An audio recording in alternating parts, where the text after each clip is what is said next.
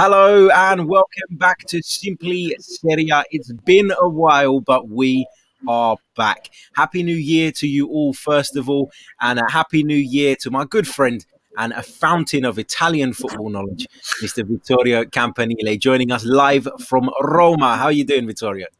Not bad, thanks, Harry. Happy New Year to you as well, and let's hope that it's going to be a nice year after, the last one that has been quite complicated for all of us, I think. And, football has been massively affected. So we hope to get back to the stadium and see some nice football to cheer us up. Yeah, agreed. Football is keeping me sane at the moment, Vittorio. I don't know about you, but it's the only thing we've got going at the moment. Everything else is in lockdown. You will know that in Italy, it's been just as bad as, if not worse, than it has been here in the UK. So we're struggling in both places at the moment. But as we say, football is our savior at the moment. It's giving us something to do. It's giving us something to talk about and something to enjoy. Now, Simply Serie A is back and we're delighted to be back. It's been a while since we recorded the last episode, but we promise you this time we're not going anywhere. Due to work commitments, we had to put it on hold previously, but we're back now. The show is going to be bigger and better than ever. And throughout the season, we're going to be joined by some fantastic guests. So I would urge you, if you haven't already, make sure you subscribe to Simply Serie A on all major podcast stores. It is available everywhere. Follow us on Twitter at Simply Serie A, and we now have a YouTube channel. So if you haven't already, head over to the YouTube channel as well and subscribe. I know some of you are currently watching us live via the Chronicles of Aguna YouTube channel, and we're going to be streaming the first 3 episodes through there so you guys can get a bit of a taster as well of what it is we're doing. And if you fancy coming over, then come over and subscribe to our channel here as well. Vittorio, let's kick off by discussing the early game yesterday, and that was Inter's big victory over Crotone in San Siro. It was a comfortable win in the end for Antonio Conte's side. But obviously they went a goal behind. They got pegged back when they went 2-1 up. And looking at it from the outside in, I'm no Inter fan, but it does feel like Inter always, Vittorio, do things the hard way. Definitely. Honestly, after Inter went ahead, I thought, okay, this match is over. Inter's going to win easily. Instead, Crotone find a way to find the equalizer. Honestly, I think Inter should be the team fighting for the Scudetto with Juventus. They are the biggest team. The squad depth is very good. But they find a way to complicate things. This season so far, they find a way to lose matches, to not win matches they should have been able to win. So Antonio Conte is struggling a little bit to find the right formation. Some players like Vidal yesterday, the penalty he conceded was very silly, are not living up as Conte was expecting. Kolarov as well, signed from Roma. He's not playing as expected. But I still think that Inter should be one of the teams that will fight till the end for the Scudetto. So, yes, Crotone, by the way, it's a good team. They play a great football. So, it's not easy to beat them. And this shows you that, yes, Inter is not playing a great football. They are very good in complicated things, but they have the quality in the end to pull out very important victories. So, it's going to be a very strange season. We already saw it. I think if Inter fix a couple of things, they can really win the Scudetto this year. Antonio Conte likes to use experienced players, doesn't he, Vittorio? He's always done that. You mentioned Arturo Vidal, somebody who came in. Alessandro Costa Curta, former former Milan defender, of course, has come out and had a little bit of a go at Vidal. He says that he struggles physically. Is that just Conte has to find the balance, doesn't he, between getting the physical attributes that he needs, but also having that experience that he so clearly craves. He doesn't trust in youngsters, does he, very much, Antonio Conte? Well, this summer, Inter was supposed to be very close to sign Tonali, right? One of the youngster more promising in Italian football. And instead, they went signing Arturo Vidal, who, to be honest, I watched him play in Barcelona, wasn't the Vidal a lot of Italian fan remembers as at Juventus. I think we saw the best of Vidal already. And I know a lot of Inter fans are not very happy to see Inter signing Vidal instead of Tonali. So yeah, this is Conte, and I don't know. I don't agree with the movement Conte made. Vidal is playing bad. Kolarov, it's not a good defender anymore. When you had the chance to sign Tonali, yes. The thing is, Harry, Vidal probably it's the mentality to win now, right? Inter has to win the Scudetto now because they signed Vidal and Kolarov. Maybe with Vidal, maybe with Tonali, you have to give him time. So this means that maybe this year you weren't able to win the Scudetto, but probably in 2 years' time, you had a better player than Vidal, because probably in 2 years' time, Vidal is going to retire, while Tonali maybe is going to be in his top form. So I have to be honest, I don't agree with this decision. Said that, I think that Inter has, Lautaro Martinez, that is probably one of the best attackers in Serie A. Hakimi, Inter has a very big squad, but I wouldn't go signing Vidal and Kolarov, to be honest with you. Yeah, and you mentioned Lautaro Martinez hat-trick yesterday for him, so really, really proving his worth. And what will probably be interesting for Premier League fans out there is the adaptation, I think, in Romelu Lukaku's game. I think he's become a bit of a provider now as well, and that's maybe something you couldn't say previously. He's settled really well at Inter, hasn't he? Yes, definitely. Again, I didn't think he was as bad as we saw him playing with Manchester United. I don't think he's, as he said, what was it, last week, top 5 striker in the world. I think they're a better striker than him. But we can say that he fits perfectly with Antonio Conte tactics. He's become very useful. Still, he doesn't scores a lot in key matches, but he's vital for this team. And, he's able to provide assists to Lautaro Martinez. He scores some goals. So, yes, I think he's doing everything right at Inter. Still, I think Cristiano Ronaldo, Lewandowski, and so on are better strikers than him. But yes, he's proving that Manchester United, again, have made the wrong decision, right? Yeah, absolutely. That win over Crotone, 6-2 win, of course, took Inter top of Serie A, but just temporarily, because Milan, who played later on in the evening, they restored their place back at the top of the table with a 2-0 win at Benevento. Now, the hosts missed a penalty, and Stefano Pioli's side had to cope for the best part of an hour with just 10 men.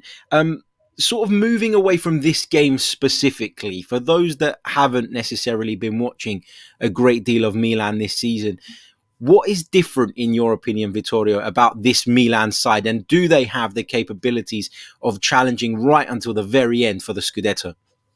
Well, that's the biggest question mark. What changed? I think Ibrahimovic, we thought that he was too old, but he changed the mentality of this team. I think this is the biggest difference we saw. Since Ibra came to AC Milan, the club have completely changed. He's extra confident. He thinks he can win every single match. And now every single Milan players believe it.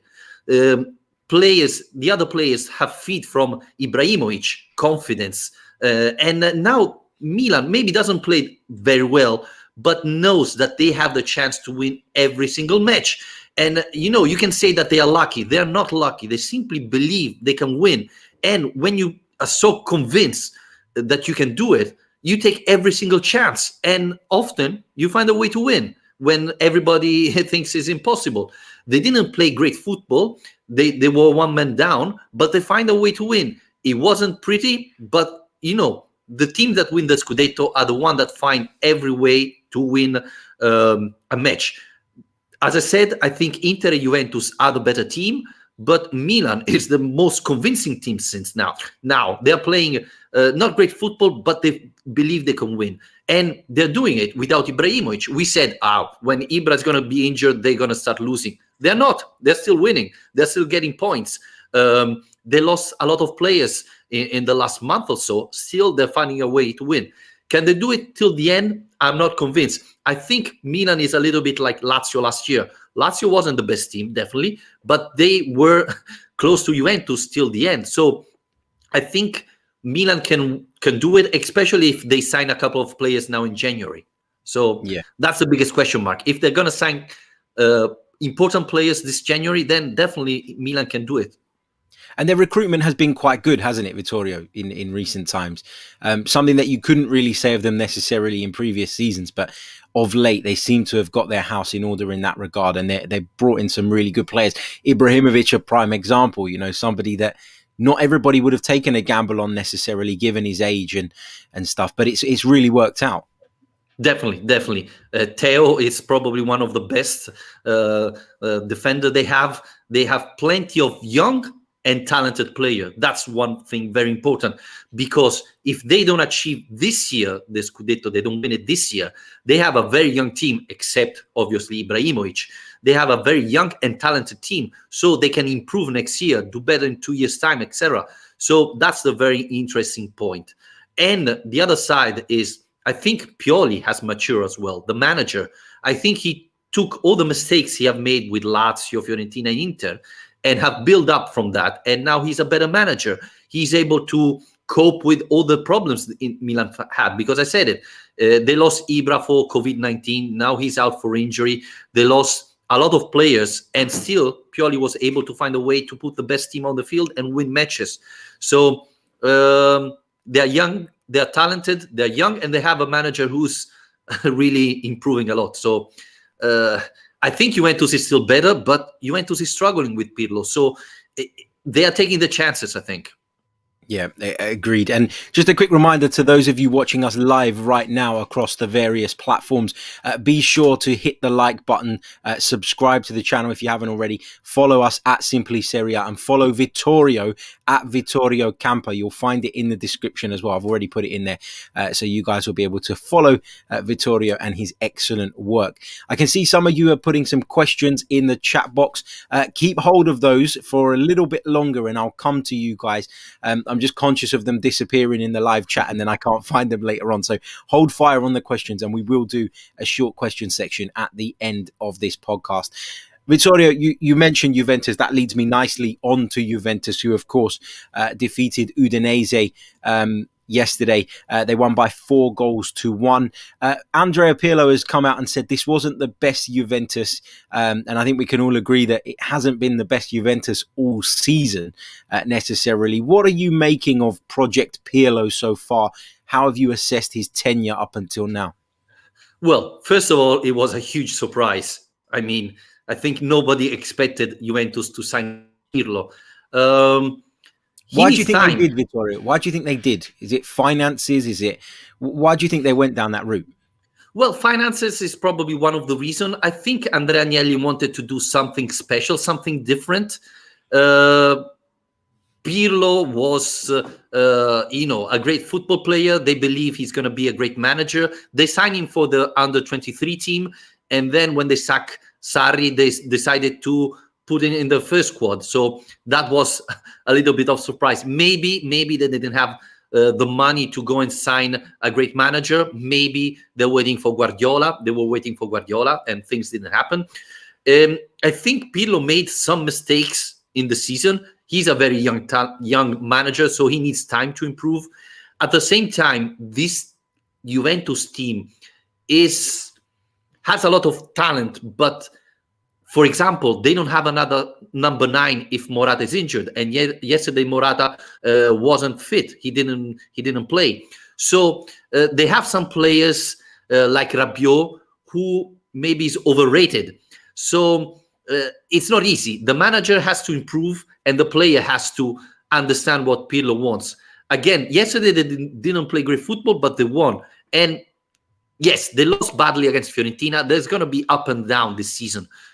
For various reasons. One for the manager who hasn't got the experience. The other one is for the players. But so that's why Milan has a big chance this season. But I think they are slowly improving match after match. So it's going to be interesting because will be Pirlo able to win the Scudetto this year? I think that he has the best team and they have Cristiano Ronaldo, who's a difference maker, even if he's getting older. But yeah, it's exciting. It's curious to see how Pirlo performs.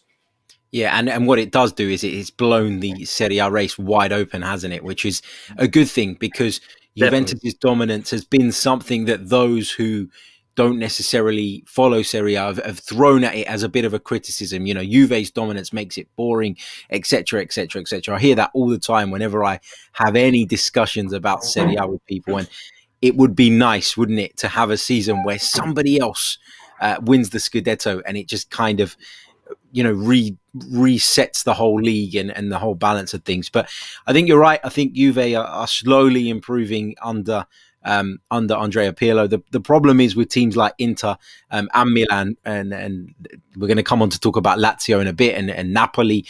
Everybody seems to have these periods, don't they, over the course of the season, apart from Juventus, where they're a sustained period of downturn. Juventus do have them, but they seem to be shorter than everybody else's, or at least they have been in recent seasons, and that's ultimately made a difference.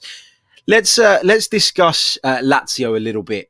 Your team, Vittorio. I know you're a big Lazio man. How can people check out the Lazio Lounge, by the way? Let them know how they can go over there and check it out. Well, yeah, you can subscribe to our podcast on iTunes, Spotify, search for Lazio Lounge. We are also on YouTube. We have a YouTube channel, Lazio Lounge. You can find it there. On Twitter, same thing. So, yeah, if you want more about Lazio, unfortunately, this season is not going very well. But, you know, if you want more info about Milinkovic Savic, who has been linked with various Premier League clubs, you can check it out. Great stuff. Please do that. Lazio, of course, stumbled again this weekend at Genoa. They took the lead through a Ciro Immobile penalty, but they were pegged back by Destro's goal around about the hour mark. That leaves Lazio currently in 9th place in Serie A. They're 6 points behind Napoli, who are currently in 4th. What's going on this season, Vittorio? You know, you mentioned earlier on in the program, Lazio were very close to keeping the pace with Juventus last season. They did really, really well.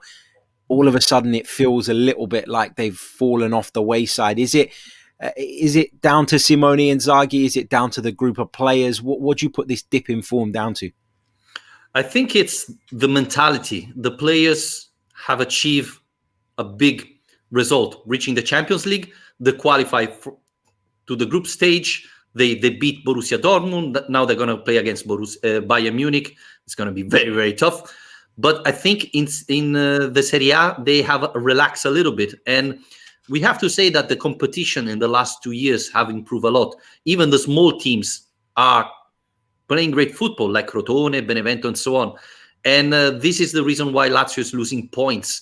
The target is to go back to the Champions League. I think it's going to be very complicated because Napoli is playing much better. Roma, it's a big surprise for me. Atalanta is still playing amazing football. So I think this gap it's worrying because I don't know if Lazio is going to be able to recover these points. If you drop points against Genoa, who's struggling, he's fighting for relegation, then it's going to be really complicated. Still, I think Lazio has amazing players like Milinkovic Savic, Luis Alberto, but except Ciro Immobile, they're not playing at their level. And this is one of the reasons why Lazio is struggling this year. There's been a bit of talk about Simone Inzaghi's future. I read something a few days ago. He says that there's no problem with the contract talks. Do you see him staying on for the long term still at Lazio? And do you want him to stay on? Or do you think maybe if this season it does prove to be a little bit of a struggle, maybe a change and a freshen up at the Olimpico would be a good thing? Well, he should have signed a new contract this summer, and it didn't happen. So there's something going on. But I was quite surprised to hear Simone Inzaghi saying in the press conference before the match, saying there's not going to be any problem. We're going to sign the new contract soon. So I believe he's going to stay. I thought this summer when Sarri was sacked by Juventus that he could go there. There have been rumors that he could go to Juventus, rumors that he could be the next Inter manager if Conte fails to win the Scudetto. Let's not forget that Inter is out of the Champions League. This is a big disappointment for the club. So there were rumors that Simone Inzaghi could go to Inter Milan. So I'm a little bit surprised he said this, that he's going to stay. I don't think this poor performance is due to Simone Inzaghi, even though he should try and change something. But I think it's more due to the players. Yeah, fair point. Let's talk about your local rivals, a club that I can imagine you have not got a lot of time for. But Roma, they're continuing their pursuit of a Champions League place. It was a Edin Dzeko goal from close range that eventually broke down Sampdoria. Roma are going pretty well this season, aren't they? They've been pretty solid. When I watch Roma, I don't always think that they're particularly good to watch. Maybe I've just caught them on the wrong days, but they're being very efficient so far. They've got 30 points on the board in 15 games, so they're averaging 2 points a game, just 6 points behind Inter in second. Are you convinced that Roma can maintain their charge for a Champions League place this year? Well, your friend Mkhitaryan is playing great football, and that's one. I was going to ask you about that. Go ahead. That's one of the secrets of Roma. Roma has 3 very experienced and good players in front. They have Dzeko, they have Pedro, and they have Mkhitaryan. Those 3 players are making a big difference. And those are the secret of Roma this year. That's why Roma is playing so well. Dzeko is scoring, Mkhitaryan is scoring and creating a lot of chances. Pedro is playing great football. So I think Roma, if we don't talk about AC Milan, it's another big surprise, because I didn't expect it to play that well. And they're going to fight for the last spot for the Champions League, I believe, till the end of the year. Now, they should have beat Juventus at the beginning of the season. They lost 2 points there badly. They've been dominated by Napoli, and they struggle against AC Milan. But apart from these 3 matches, Roma played great football. So the question mark is how they're going to perform when those 3 players are not going to be able to play, because we're talking about players that have passed the 30, and you can imagine that they're not going to be able to play all season long, especially this season where you're playing every 3 days. Yeah. So that's the question mark. But I think they have been very good in building the team this year. They have a problem with the goalkeeper. Both Mirante and Paul Lopez are not convincing, but I think they have been very smart in building the team.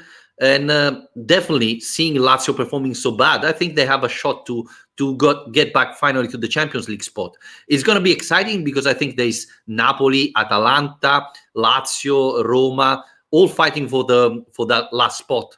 So that's going to be, I think, very interesting, and it's going to be decided in the last couple of matches of the season, I believe. Yeah, I think you're right. I think we're in for a real treat this season. You mentioned Henrik Mkhitaryan there, and he's obviously a player who spent some time at my club, Arsenal, didn't necessarily perform all the time, showed glimpses, showed signs of what a good player he could be. I was one of the people that sort of noticed his good performances in Serie A a little while back, and constantly made the point on Twitter that, actually, is he worse than some of the options that Arsenal were currently turning to? And I was getting dogs abuse from Arsenal fans who were saying to me, you're crazy, what are you talking about? But Mkhitaryan has, as you said, Vittorio, really shown his worth at Roma, and it looks like he's finally found a home again. Definitely. Sometimes you're not the perfect fit in one club. You change club and you're back again to your top form. Mkhitaryan was a great player. He didn't show all his talent at Arsenal. Here in Roma, first year he wasn't that great. He had to adapt to a different type of football. But I think Fonseca is using him the right way. He's giving confidence. He feels the trust of the club, and playing close to Dzeko, it's making things much easier, I think, for him. So he has space because obviously the other teams are marking Edin Dzeko more. So he has space and he's showing his talent. And to be honest, after seeing him play at Arsenal, I was surprised to see him playing like that. But he's one of the reasons why Roma is playing so well. So let's see if he's able to keep it up all season long, because let's not forget, it's going to be a very long season. Playing every 3 days. Let's not forget that Roma is in the Europa League. And it's hard, but I think Roma has a chance to win the Europa League if they keep playing like that. So I would be shocked if they give up the Europa League competition, because they have a chance to win something. Yeah, for sure. And just to quickly back up the point on Mkhitaryan, 15 appearances in Serie A this season, 7 goals, 6 assists. And in the Europa League, he's got 1 goal and 2 assists in just 5 appearances. So he's certainly been very consistent and his outputs have been very, very impressive this season. So credit where credit is due. Henrik Mkhitaryan seems to have turned his career back around. And you know, even as an Arsenal fan, I know he played for Manchester United and it didn't really work out at the Emirates Stadium, but I'm glad to see Mkhitaryan doing well again because he is a player with undoubted talent and, you know, there's no hard feelings here. I'm delighted to see him. Probably more delighted than you, Vittorio, being a Lazio fan, to see him. There are so many Manchester United players that are doing well in Serie A. Smalling, he's playing for Roma, and maybe last year he was playing better. Now he got some injury that didn't allow him to play as well as he did last year. But he's one of the key players of this Roma team.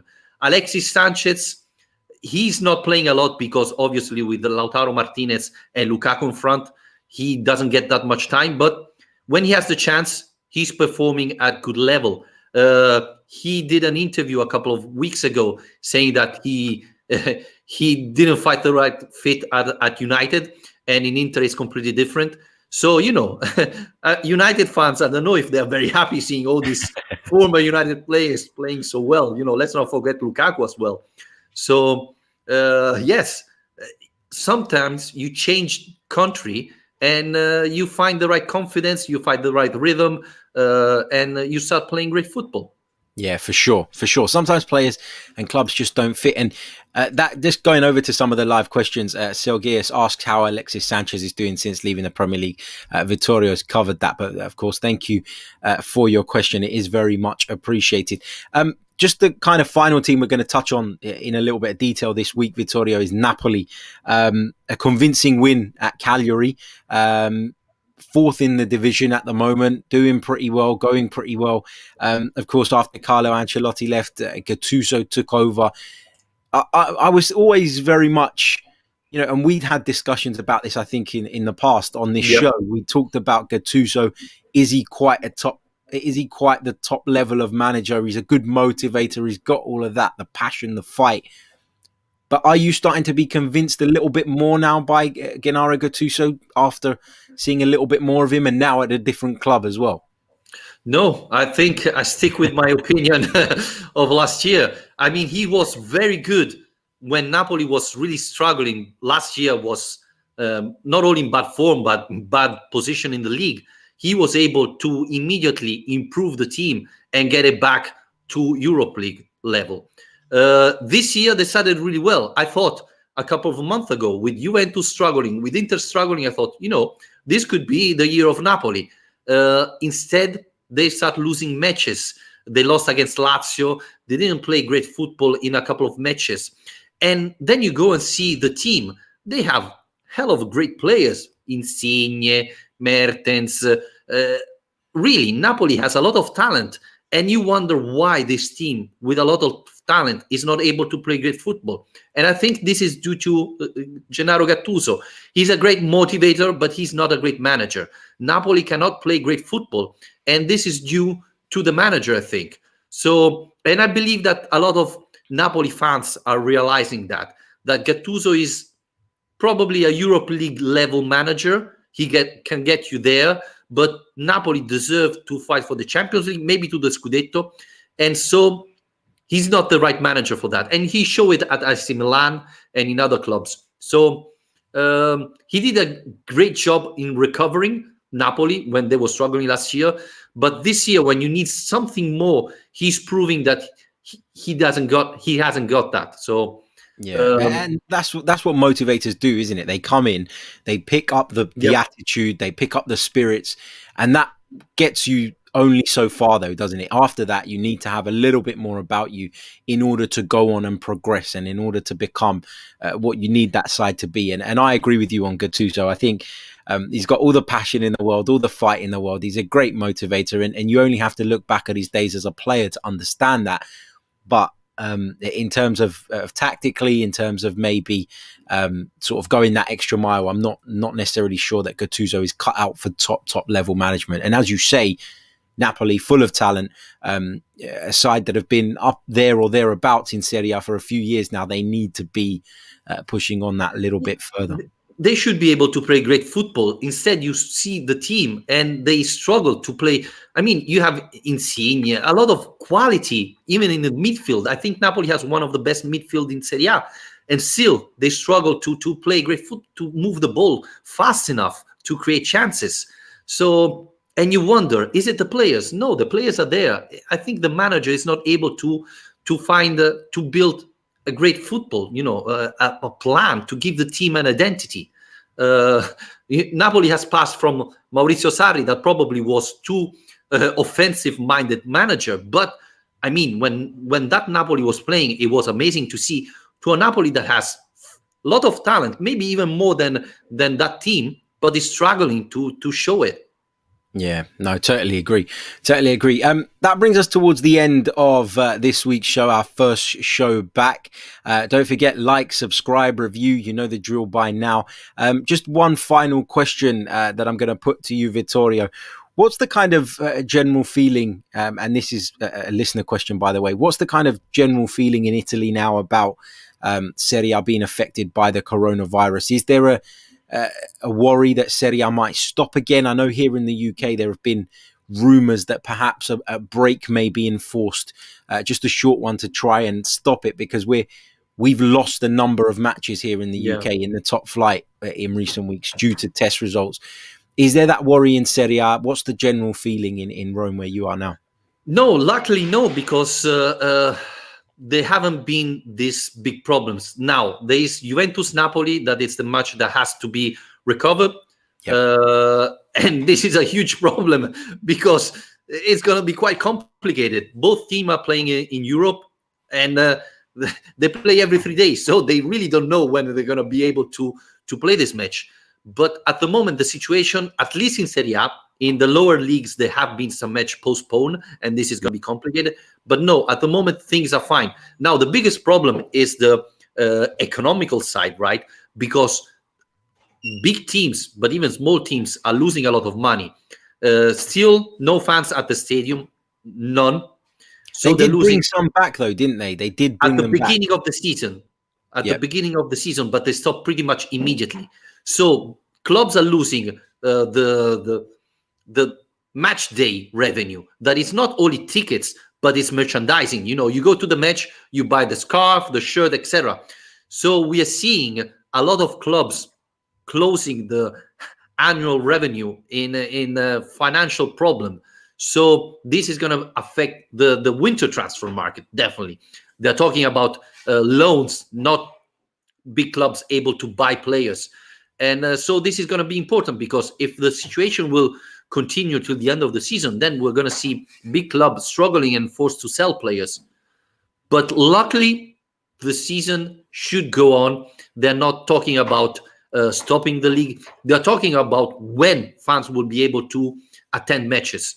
Yeah. But I don't know. Maybe we are talking about February, I think. Not earlier than that. Not earlier than that, yeah. But that's the thing, isn't it? If the league can continue, that is obviously progress. And as I said, here in England, there are concerns around whether there should be a break or not. There's been a bit of discussion about it in the last few days. And we're going to have to wait and see how it goes. But it feels like, the way that games are being postponed right now, probably in the last 3 or 4 match weeks, we've probably had one every time, which is a bit of a worry. Let's just quickly wrap up the results from week 15 in Serie A. Atalanta 5, Sassuolo 1, Benevento 0, Milan 2, Cagliari 1, Napoli 4, Fiorentina 0, Bologna 0, Genoa 1, Lazio 1, Inter 6, Crotone 2, Juventus 4, Udinese 1, Parma 0, Torino 3, Roma 1, Sampdoria 0, and Spezia 0, Verona 1. So that concludes the results from week 15 in Serie A. We're going to be back next week with another show. My thanks to Vittorio Campanile once again. Get over there and follow him at Vittorio Campa. You'll find it in the description. Vittorio, thank you so much, mate, and stay safe. My pleasure to joining you. And yes, stay safe, you too. Thank you very much. Thank you to every single one of you who's joined us. Don't forget, hit the like button, subscribe, leave us a review. You know the drill by now. We'll be back next week with more Serie A talk. Until then, take care. All the best.